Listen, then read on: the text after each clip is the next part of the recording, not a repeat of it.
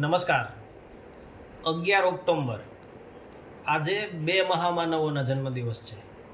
એક આપણા મહાનાયક એવા અમિતાભ બચ્ચન સાહેબનો જન્મદિવસ છે. એમનાથી તો આપણે પરિચિત જ છે, ક્યારેક ચર્ચા કરીશું.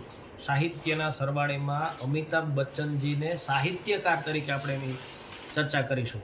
પણ આજે મારે બીજા એક મહાન હસ્તીની વાત કરવી છે, મહાન સાહિત્યકારની વાત કરવી છે, અને તે એટલે સુરેશ દલાલ સાહેબનો પણ આજે જન્મદિવસ છે. સુરેશ દલાલ સાહેબે સાહિત્યની અંદર બહુ મોટું ખેડાણ છે એમનું.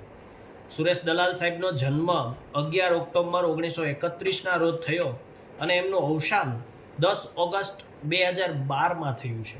એટલે આજે આપણે સુરેશ દલાલ સાહેબને એમની કેટલીક સુંદર રચનાઓને વાગોળીને એને શબ્દાંજલિ આપવાનો એક પ્રયત્ન કરીશું. સુરેશ દલાલ સાહેબનો જન્મ મહારાષ્ટ્રની અંદર થયો હતો 11 ઓક્ટોબર 1931ની અંદર. સુરેશ દલાલ સાહેબ છે કવિ હતા, નિબંધકાર હતા, બાળ સાહિત્યકાર અને સંપાદક. આ 4 લાક્ષણિકતાઓ મુખ્ય છે.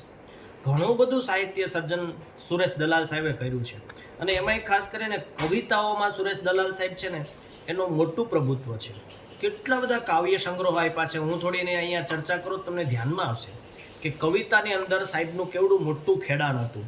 સાહિત્ય સર્જનની વાત કરીએ તો કાવ્ય સંગ્રહો એકાંત, તારીખનું ઘર, અસ્તિત્વ, નામ લખી દઉં, હસ્તાક્ષર, સિમ્ફની રોમાંચ, સાતત્ય, પિરામિડ, રિયાજ, વિસંગતિ, સ્કાય સ્ક્રેપર, ઘર ઝુરાપો, એક અનામી નદી, ઘટના, રાધા શોભે મોરપીંછ, કોઈ રસ્તાની ધારે અને પવનના અશ્વો. આ એમના કાવ્ય સંગ્રહો છે. એમાંની એકાદ બે રચના મને ખૂબ ગમે છે, એ મારે તમારી સમક્ષ અહીંયા રજૂ કરવી છે. જો કવિ છે ને એ લાગણીના ઘોડા પુરાવે ને ત્યારે કવિ થવાતું હોય છે. કવિ એટલે બસ એમ નહીં કે ખાલી પેન લીધી અને કંઈક લખવા માંડીએ.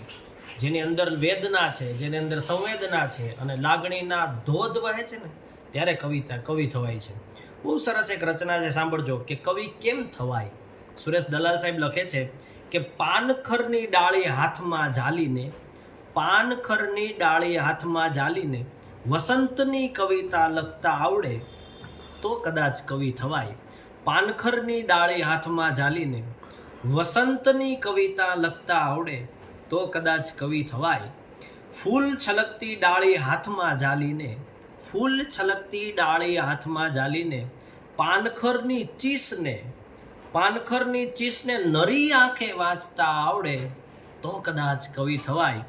આંખ સામે હોય વસંતનું વન, આંખ સામે હોય વસંતનું વન, પાનખરનું મન, ને બે મોસમમાં સમાય ન શકે એવું જીવન હોય તો કદાચ કવિ થવાય. એટલે કે પાનખર અને વસંત બંનેની અંદર જે સાતત્ય જાળવી શકે છે ને તો તે કદાચ કવિ થઈ શકે.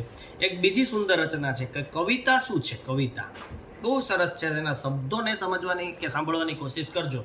કે લાગણી જ્યારે અક્ષર દેહે કાગળ ઉપર ઢળી પડે છે, લાગણી જ્યારે અક્ષર દેહે કાગળ ઉપર ઢળી પડે છે, કલમ તણી સાહીથી ન કહેવાયેલું પણ સમજી શકાય છે, તે છે કવિતા. કવિનો હૃદય પટારો જ્યાં ખુલે, કવિનો હૃદય પટારો જ્યાં વાચક સમક્ષ ખુલ્લો મુકાય છે, કાળની થપાટોના કેટલાય ઘા તાજા થઈ જાય ત્યાં લખાય છે, તે છે કવિતા. કવિનો હૃદય પટારો જ્યાં વાચક સમક્ષ ખુલ્લો મુકાય, કાળની થપાટોના કેટલાય ઘા તાજા થઈ જાય અને ત્યાં લખાય છે, તે છે કવિતા. કંઈ કેટલાય મનના તરંગોને વટાવ્યા, કંઈ કેટલાય મનના તરંગોને વટાવ્યા પછી જે શબ્દો ગોઠવાય છે, ભાષા અને અલંકારોથી જ્યાં સંવેદના ઠલવાય છે, તે છે કવિતા.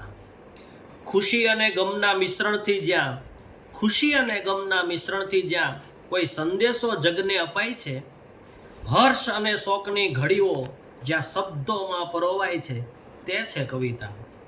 ઇતિહાસથી લઈને વર્તમાન સુધીની સફર જ્યાં ખેડાય છે, ઇતિહાસથી લઈને વર્તમાન સુધીની સફર જ્યાં ખેડાય છે, ગુલામીથી લઈને સ્વતંત્રતાના સૂરો જ્યાં રેલાય છે, તે છે કવિતા. બહુ સરસ રચના છે. ખાસ વાંચવા યુવાનોને હું એમ કહું છું કે સુરેશ દલાલને વાંચો ને તો મજા આવશે. જેને વાંચનનો શોખ છે, જેને કવિતાનો શોખ છે, એણે સુરેશ દલાલ સાહેબને તો ખાસ વાંચવા જોઈએ.